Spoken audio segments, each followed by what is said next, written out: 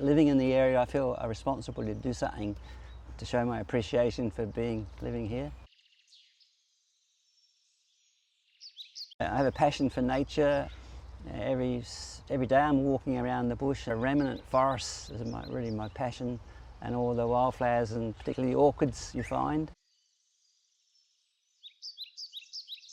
I've always had great trust and confidence in nature conservation and for the good work and continuing good work that it does to protect nature.